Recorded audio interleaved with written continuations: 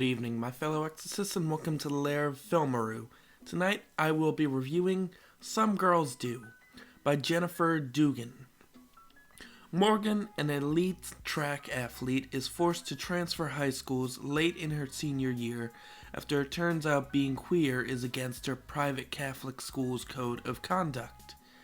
There she meets Ruby, who has two hobbies: tinkering with her baby blue 1970 Ford Torino, and competing in local beauty pageants. The latter to live out the dreams of her overbearing mother. The two are drawn to each other and can't deny their growing feelings, but while Morgan, out and proud and determined to have a fresh start, doesn't want to have to keep their budding relationship a secret, Ruby isn't ready to come out yet. With each girl on a different path toward living her truth, can they go the distance together? Okay, so I'm pretty sure most of you have already heard this story before. We kind of did it with Carol, where one girl can be as free as possible or knows what she wants and is willing to fight for it. Pretty much my point is, this story has been done many times, and I guess this is the first time we've heard about it in a book. Each chapter is a different perspective. Like, one chapter you could have Ruby, the other one you could have Morgan. One's sharing their ideas about the date that they just went on. The other one's dealing with the problems of coming out to her mother and expressing her hatred of pageants and not wanting to do or wanting to live out her mother's dream anymore.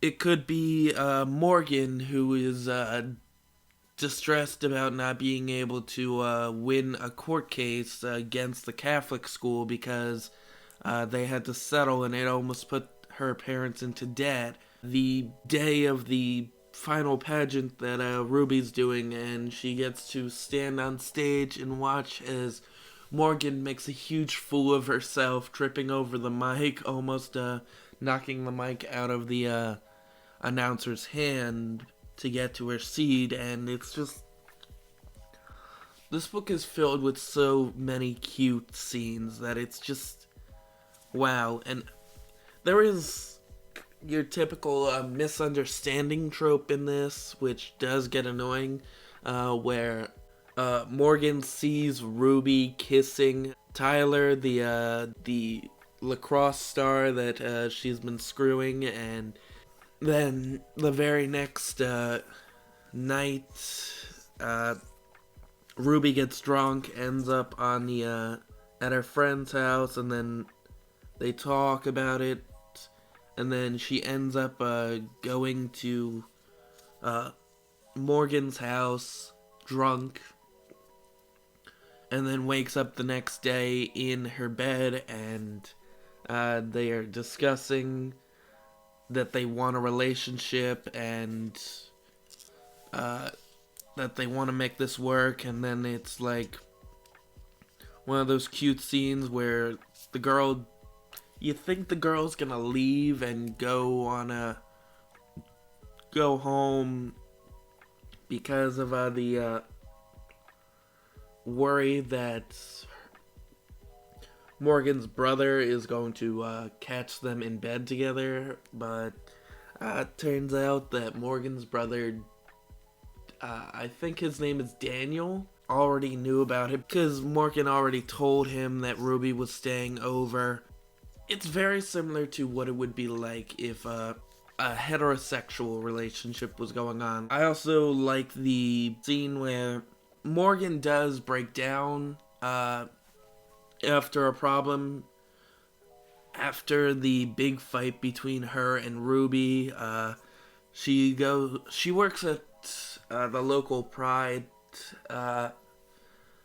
center, and because of what happened with her relationship with Morgan, because she's a peer counselor, it leaks into the counseling that she does with this football player, and because he refuses to his boyfriend refuses to come out because he's afraid of the implications that it would have on him being a football player, and it might ruin his chances of college. And he's not happy about that. So he comes to Morgan, and they, for a while, it's going well, and they're discussing everything. And then she just explodes after the fight, where she's telling him, sue the NFL, sue the school, just come out, we will do whatever we can. She loses her peer counseling chances now, and she is not happy because she is blaming Ruby. She's just in a bad place because the court case with the Catholic private school fell through because it's putting her parents into debt, and she doesn't know this. Now she's losing her volunteer work because of her complicated relationship with Ruby, and then apparently that actually comes to a good thing because Morgan then learns after that the football player explains his problems to his boyfriend, and then they agree to keep it a secret a bit longer because while he's stressed out about it, he's willing to listen to his boyfriend, where Morgan didn't listen to Ruby at all. Apparently, previously, for Ruby, her mother is a homophobe, and she's afraid that the same thing that happened to a girl previously who was lesbian would happen to her. She would lose her place. She would lose everything just because she didn't want to screw guys. And just, I get her mother trying to protect her career and trying to protect everything, but she went about it the wrong way because this isn't even her dream. Morgan's doing this for her mother because her mother has a problem. Like, she's dating some of the worst guys possible. She's constantly losing her job. She's using up their savings and using up whatever money they don't have for alcohol and cigarettes and just stupid shit to go out with this horrible boyfriend of hers. This all ends up in one big fight between Ruby and her mother because Ruby comes out to her because she's pissed off that she's done with pageants, she's done with being forced to hide in the closet, and this is supposed to be her big gesture to Morgan because she's just done, and she wants to make this last pageant the best so she can get a scholarship to a automotive program because she likes cars and not pageants, and just everything falls apart for both Ruby and Morgan, and at the moment they really don't have each other because they're fighting over what they want, because one wants to be out, the other one is afraid of the implications of what will happen, and the one problem is neither one listens to the other, and that's the biggest problem in this book. I get that there's supposed to be drama in these kinds of books, but you rarely see the main character listen to the other one. Don't get me wrong, it makes a perfect story. It makes the story, it gives stakes to the story, but why can't there be one book where they listen and it turns out to be a really good relationship, and then they continue helping each other? Like, this is a whole big drama moment that takes up a medium-sized part of the ending and the middle of the book, because the story has been done before with the enemies to friends to girlfriends storyline, where this whole relationship starts with Ruby almost hitting Morgan with her car because Morgan forgets her books, and so now they hate each other. They don't really become friends or acquaintances until they start being forced to work on a project together, their senior project, which one wants to do it on the LGBTQ community and the hardships of it, where the other one wants to decides that they're gonna do it on I think I've environmental science, I believe. I do enjoy this book. I'm gonna say that right now, but there are like this story has been done, the trope has been done. Don't get me wrong, I love the relationship. I am ecstatic about the relationship, and I love the way this ends with the two getting together. One Ruby's now living with Billy, her ex stepfather,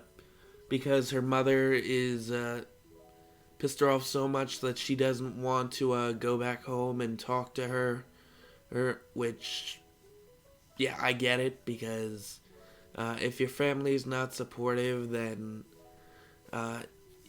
it's gonna take some time for you to even think of talking to them. Morgan is now continuing to volunteer for the LGBTQ Pride Center. Now Morgan and her are girlfriends, and their relationship is flourishing. They're working through their problems. They're listening to each other, and just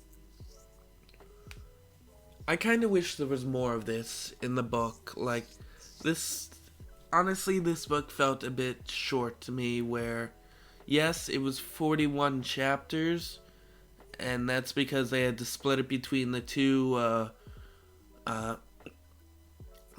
girls' perspectives. But I really would have liked to see a bit more of their relationship before the fight, and then learn a bit more near the ending, where we only got like your typical epilogue of, oh, this person's now doing this person's now doing this. I would have liked to at least hear about their first date after the pageant and how well that's going, and yeah, like I wanted to hear about their relationship a bit more and actually see what's going on and make that the ending. While I do love the book, I'm giving it an 8.5 because it reuses some very well-known tropes and breaks the rule of the show don't tell, where it did this perfectly throughout the rest of the book, but the ending, well, I do love what leads up to it. The ending I feel we could have at least done with maybe another chapter, or just make the 41st chapter end with them kissing, and it's just like the 41st chapter was them going on a date for the first time as actual girlfriends, and both of them out and proud, and that would have been perfect. Like, but they didn't, so yeah, 8.5. Have a great night, guys. Happy June, and happy LGBTQ month, Pride month. Have a great night.